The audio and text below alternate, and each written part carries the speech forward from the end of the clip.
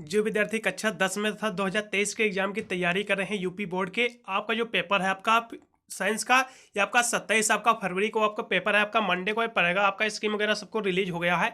आप अपना पेपर देने से पहले यदि आप 2022 का यदि इस पेपर का फुल सोल्यूशन नहीं तैयार करोगे तो आप पूरे नंबर नहीं प्राप्त कर पाओगे। देख लीजिए, मैं आपका 2022 का मैं पेपर लेके आ चुका हूँ।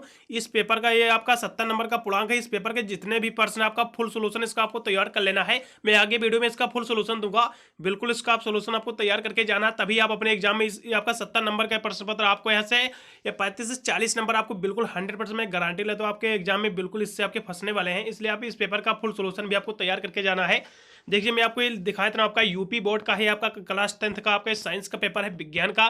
देखिए, मैं सारे यहाँ से प्रश्न दिखा रहा हूँ। आपका सिलेबस में कोई भी आपका चेंजेस नहीं हुई है। आपका 70 नंबर का ही आपका पूर्णांक रहने वाला है इस बार भी आपको। आपको 3 घंटा 15 मिनट आपको करने को मिलेगा पेपर।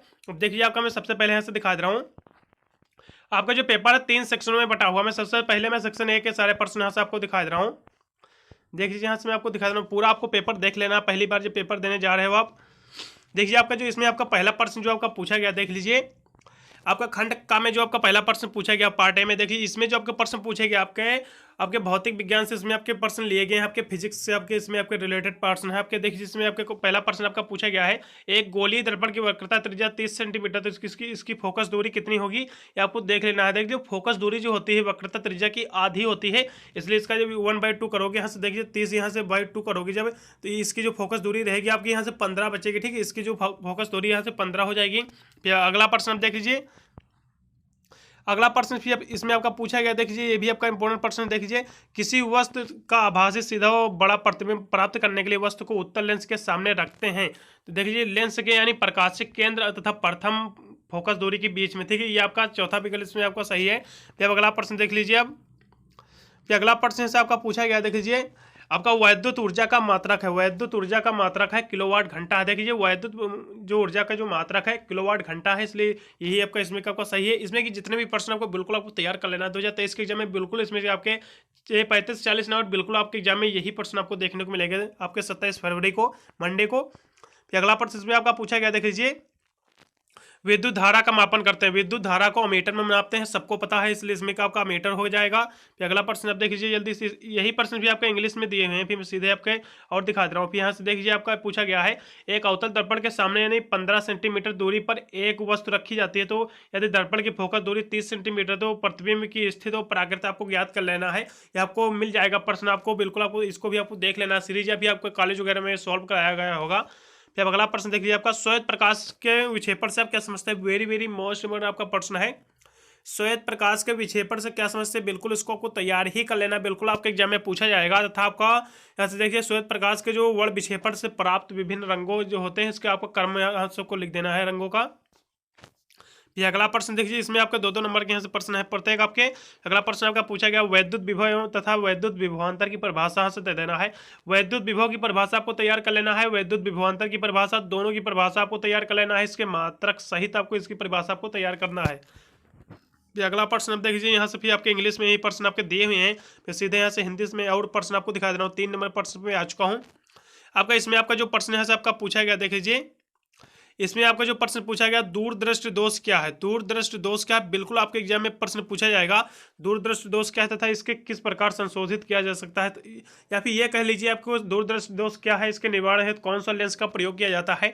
चित्र द्वारा, आरेख द्वारा इसको समझाना आपको बिल्कुल आपको तैयार कर लेना है। दूरदृष्टि दोष तैयार कर लेना है और निकट दृष्टि दोष तैयार कर लेना है, दोनों तैयार कर लेना। इसमें से एक बिल्कुल आपके एग्जाम में बिल्कुल 100% पूछा जाएगा, मैं गारंटी लेता हूँ एक इसमें से बिल्कुल आपका आएगा ही।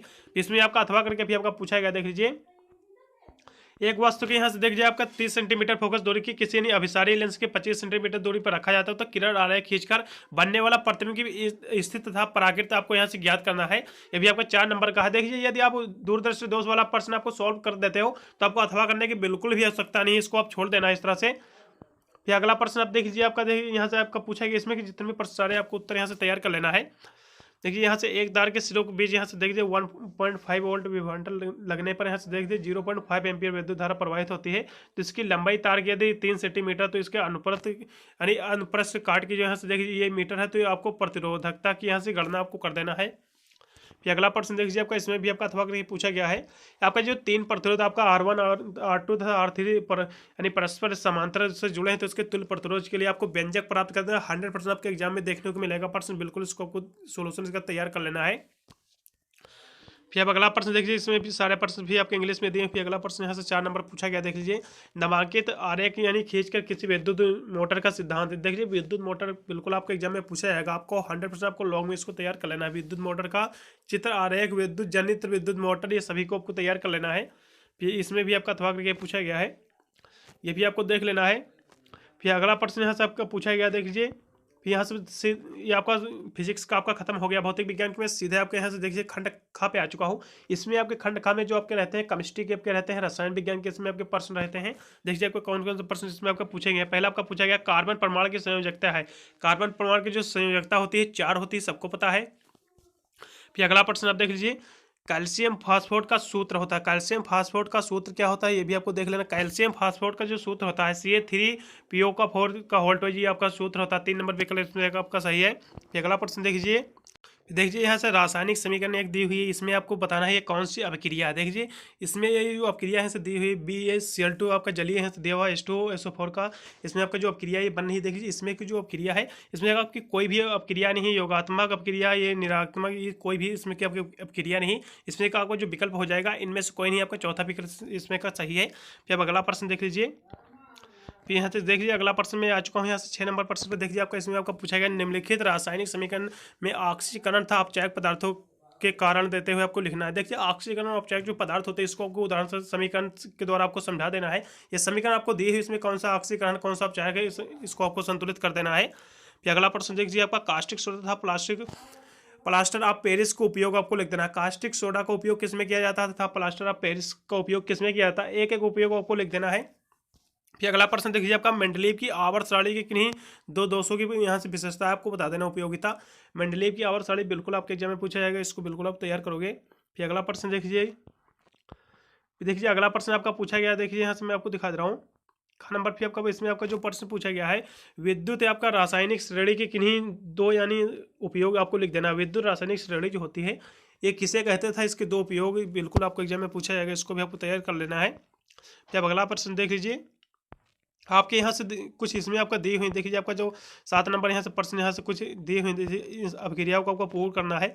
यहाँ से देखिए इसमें आपका अथवा करके दिया हुआ, देखिए पहले आपकी जो अभिक्रिया आपको टिप्पणी आपको तैयार करना है। प्रतिस्थापन अभिक्रिया क्या होती है, ये सारी आपको अभिक्रियाएं आपको तैयार कर लेना है। इसमें आपकी 4 अभिक्रिया है, इसमें से आपका 3 अभिक्रिया बिल्कुल आपको 2000 आपके 27 फरवरी को भी आपको देखने को मिलेगा पेपर में यूपी बोर्ड के।